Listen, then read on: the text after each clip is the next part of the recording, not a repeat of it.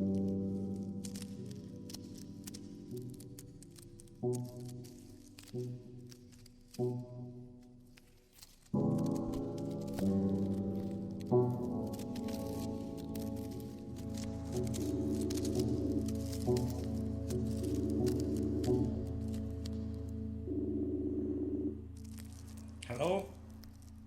Hello. Hello, Hamdy. How are you?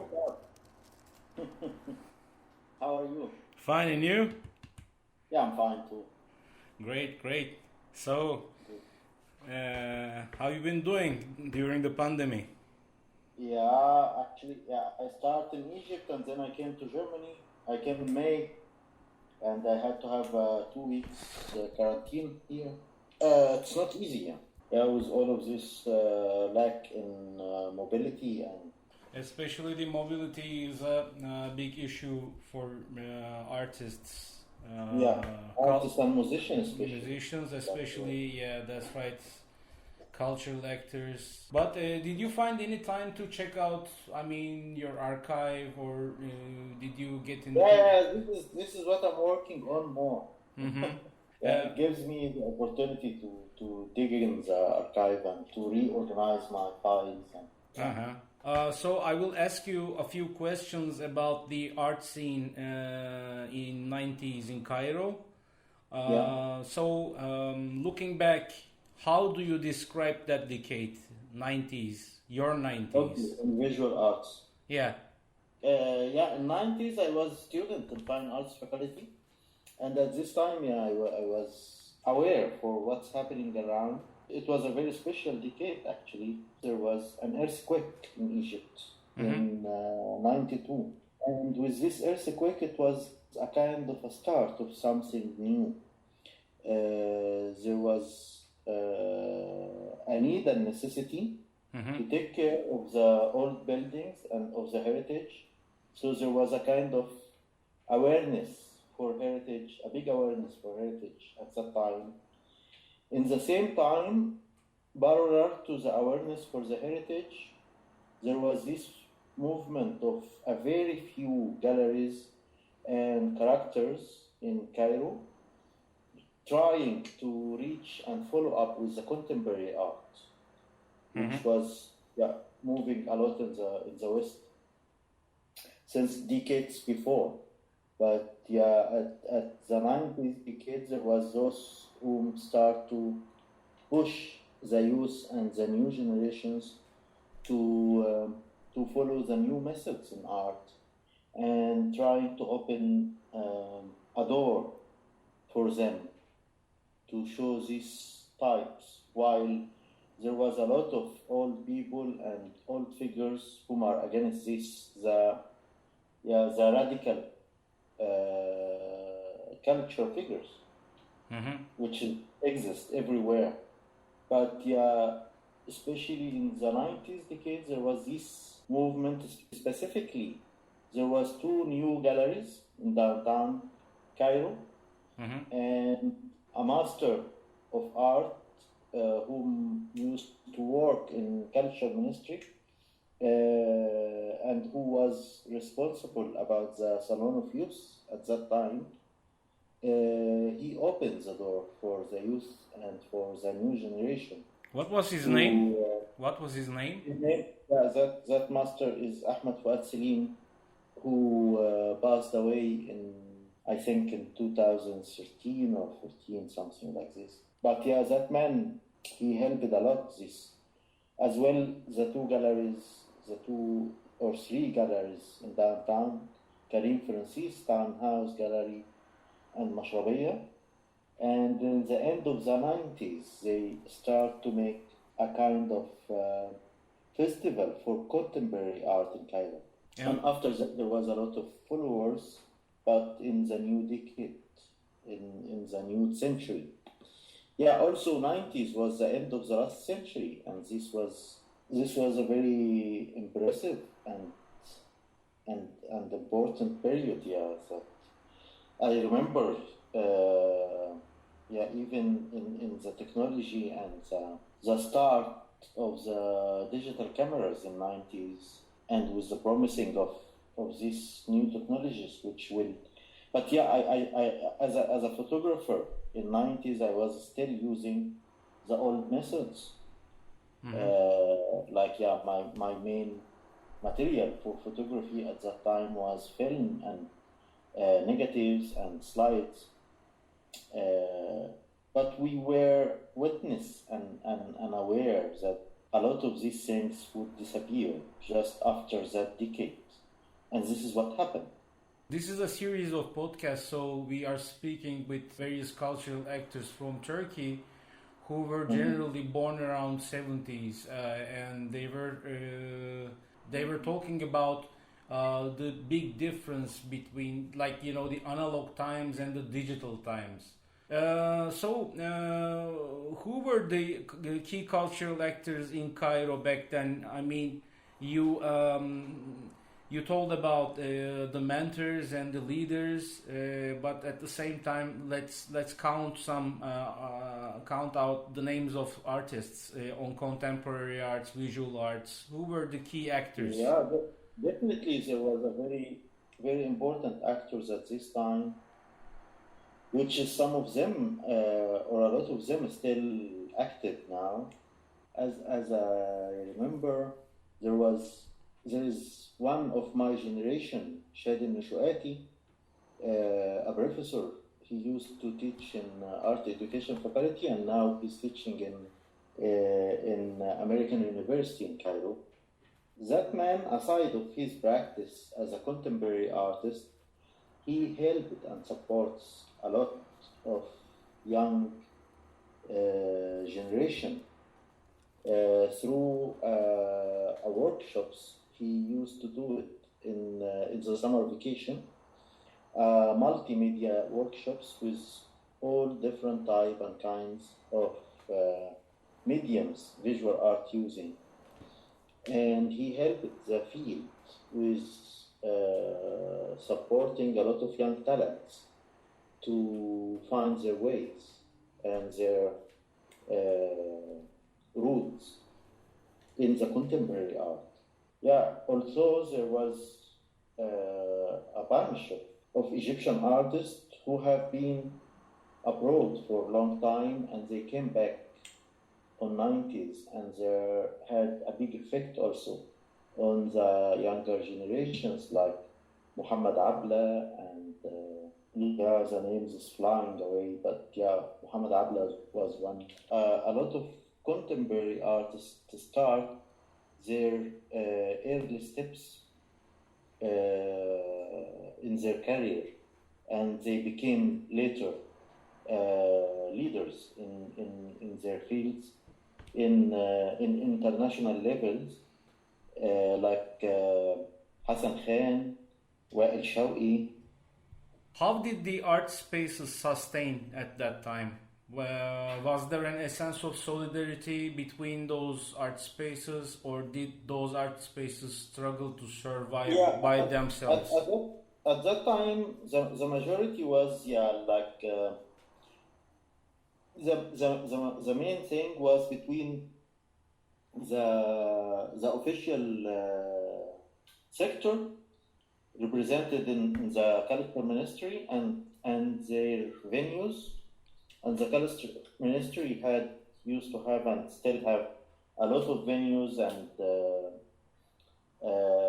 gallery spaces and museums and halls to provide spaces for artists to exhibit their work, whatever in solo exhibitions or collective exhibitions, or in national and in international activities like Cairo Biennale, Alexandria Biennale, or the Salon of Youth for young artists under 35.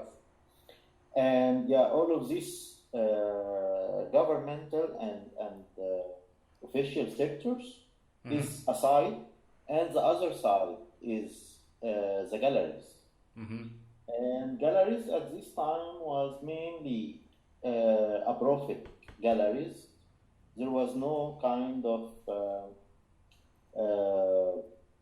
non-governmental institutions who taking care of art.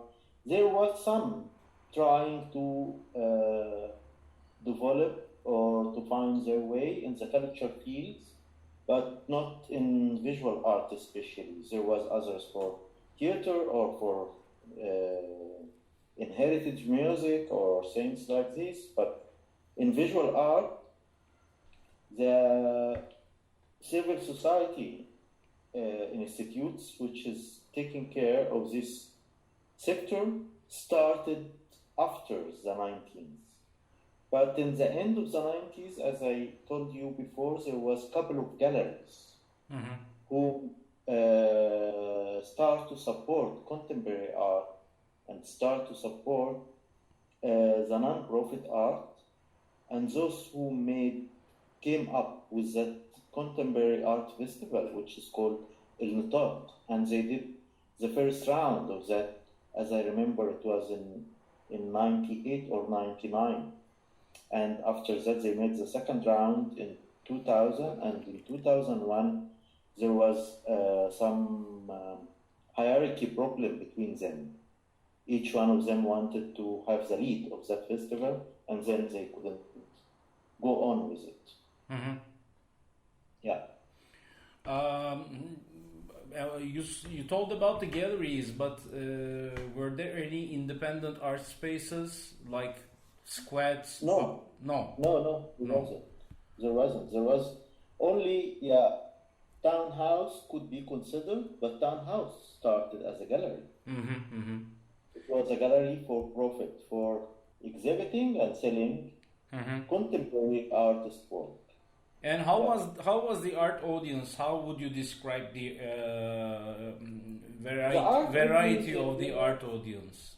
I was feeling, because at that time I was still in Egypt and I didn't got any opportunity to travel abroad, so I was thinking and feeling at this time that Egyptians doesn't care, Egyptian audience in general doesn't care so much for art, and they don't go attend because wherever I go to exhibitions at this period, I see just artists and art students. But when I start to travel around and see the other countries and how the visual art communicating with the people, it's almost the same, except this different kind of art projects and art movement, which is start to focus more on art in public spaces and focus also with art with social engagement.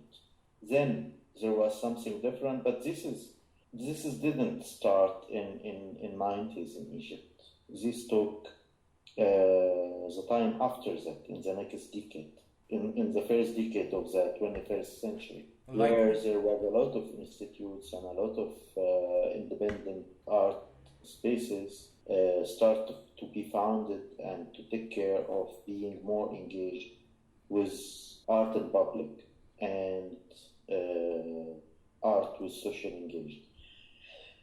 Also because almost it wasn't allowed to have things like this, and